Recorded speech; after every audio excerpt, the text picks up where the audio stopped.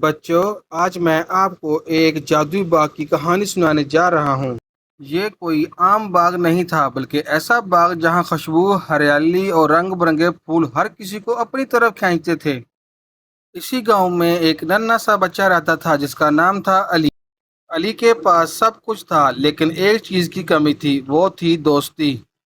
گاؤں کے سب بچے مل کر کھیلتے، ہنستے، خوشیاں بانٹتے، لیکن علی ہمیشہ اکیلا رہتا۔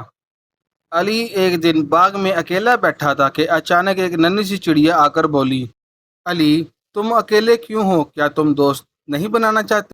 علی حیران رہ گیا کہ ایک چڑیا اس سے بات کر رہی ہے۔ اس نے آہستہ سے کہا، میں چاہتا تو ہوں، مگر سمجھ نہیں آتا کہ اچھا دوست کیسے بنایا جائے۔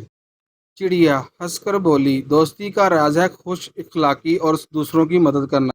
ابھی یہ بات ختم ہی ہوئی تھی کہ اچانک ایک ننھا سا خرگوش باغ میں آیا۔ وہ دوڑتے دوڑتے رک گیا اور درد سے چیخنے لگا۔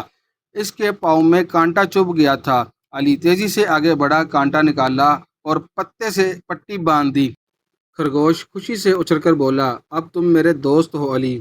یہ سن کر علی کے دل میں خوشی بھر گئی۔ پھر ایک رنگین تتلی علی کے کندھے پر آ کر بیٹھ گئی۔ تتلی نے کہا، دوست وہ ہوتا ہے جو دوسروں کو خوش رکھے۔ تم نے یہ ثابت کر دیا۔ آہستہ آہستہ باغ کے سارے جانور علی کے پاس آنے لگے۔ گلہری، ہرن، پرندے سب اس کے ارد گرد جمع ہو گئے۔ اب علی اکیلا نہیں رہا، اس کے پاس بہت سے دوست تھے۔ گاؤں کے بچے یہ سب دیکھ کر حیران رہ گئے۔ انہوں نے ایک دوسرے سے کہا، یہ کیسے ہو گیا؟ علی کے پاس اتنے دوست کہاں سے آ گئے؟ وہ سب علی کے پاس آئے اور کہا، ہم بھی تمہارے دوست بننا چاہتے ہیں۔ علی نے خوشی سے سب کو گلے لگا لیا۔ اب نہ صرف جانور بلکہ سارے بچے بھی علی کے دوست بن گئے۔ باغ میں ہر طرف ہنسی، کھیل اور خوشیاں تھیں۔ سب دوست ایک ساتھ کھیل رہے تھے۔ سورج کی روشنی باغ کو سنہری رنگوں میں نہلا رہی تھی۔ اس کہانی سے ہمیں سبق ملتا ہے، جو دوسروں کی مدد کرتا ہے وہ سب کے دل میں جگہ بنا لیتا ہے۔ اگر آپ کو کہانی اچھی لگے تو لائک اور سبسکرائب ضرور کریں۔